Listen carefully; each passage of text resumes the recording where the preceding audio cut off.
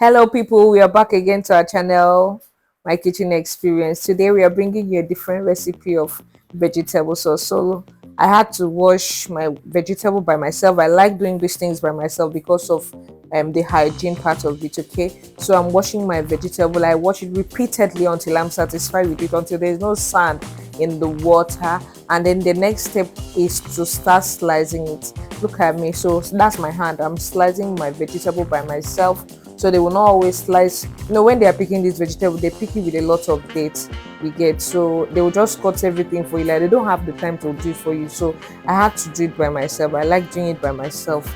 Okay, so today, what really even brought us this thing is that we wanted to eat rice, but then we didn't want to eat stew rice. We didn't want it with stew. We just wanted white rice. We didn't want jollof rice. So I said, okay, let's do a vegetable sauce and then use it to eat. So that's why we are doing this. And then look at the ingredients we used. Okay, so basically I bought few things from the market. I had the rest at home, you get. So we had egg at home, bought the Kpanla fish, smoked one, had to season it, steam it. That fish, you have to steam it so it will have taste. Look at, we had small leftover suckled periwinkle, we had to use it. Had vegetable that is sliced, sea crayfish. Look at the stock, the broth from the Kpanla fish that we seasoned. Now I have fresh pepper. I had to use fresh pepper. I love fresh pepper actually. So see the vegetable how it looks. Now I'm piercing this egg so that the ingredients you get into it, you understand, so that ingredients, now when you're cooking, all the members you all actually get into the egg. So I had to use palm oil. I use palm oil. I like it a lot. So I had to heat my oil, put my pot on fire, heat up the oil until everything was actually dissolved and well melted, you get. So that's it. After this stage, I'll now add salt to taste my oil, and then also add taste to the oil to stay it for a while. Then the next thing I will now do is to add onion, you get. I'm not adding all the onion. I actually added part of the onion, you get, to the oil, just to add the flavor to the oil, you understand. So I stirred it for a while, kept stirring. So we already boiled tomato. We wanted to add tomato to it, so we boiled the tomato, blended and boiled it. I poured it into the pot and stirred it, just like you want to make your normal stew, you get, fried. But this is actually fresh tomato, not tomato paste. Not like a preserved sachet or tin tomato. It's fresh tomato. That to stay for a while, allow it to cook. You keep testing it to know if the taste is up to what you actually want, you get. It's my kitchen experience, so my own taste might not be your own, the same with your own. You have to keep turning it and kept cooking it until I actually got the desired taste I wanted, you understand. I kept stirring, kept turning and all of that. Allow it to cook for some time, stir, turn. So I think I used maximum of 5 minutes. I now added my fresh pepper, but I didn't want to fry them together, so I to not start choking the whole house.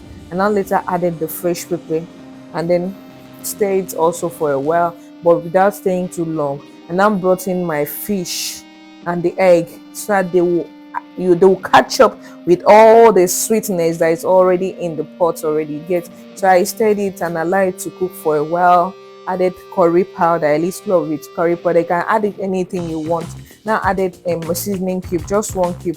Added crayfish, normal. Now I love crayfish very well. I'm an Akwa Ibom girl. I love crayfish, so I added it all on crayfish precisely. Added it and then added salt. Please remember, your salt should be based on your taste buds. I can't come and tell you use 1 cup of salt or use 1 spoon of salt. And now poured in the broth. You get, poured in the broth and allowed it to cook also for a while. Then stir it and then allow it to cook. But like I said, you keep testing your food. As you're adding these things, you test it, then cover it, allow it to cook, let it keep cooking and keep cooking. Then the next thing was to add the suckled periwinkle. It's already boiled now, so no need putting it earlier, so it's already boiled. So now I'm pouring the vegetable. Look at it now. But you see, eating healthy is very, very interesting. Eating healthy, and it's very, very economical. I didn't do this with too much money actually, but I think I spent only 1,800 naira because I had other things in the house too, especially like the egg. So I now poured in the onion and the vegetable. Allow it to cook for like 2 minutes. Don't allow it to cook for too long so that your vegetable will not be looking brownish, you understand? So I now stirred it, mix everything to incorporate everything together.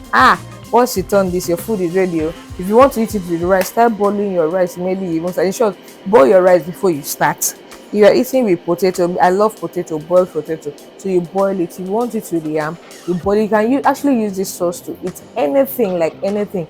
If you are even some people can actually use it to eat gari, but like swallow, I don't know, but I believe because the taste was so sumptuous, like it was so yummy.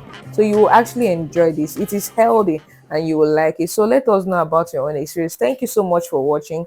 Like, comment, and share. Please, whenever you try this, let us know how your own came out and if you actually liked it. Thank you very much for watching. We love you. Mwah.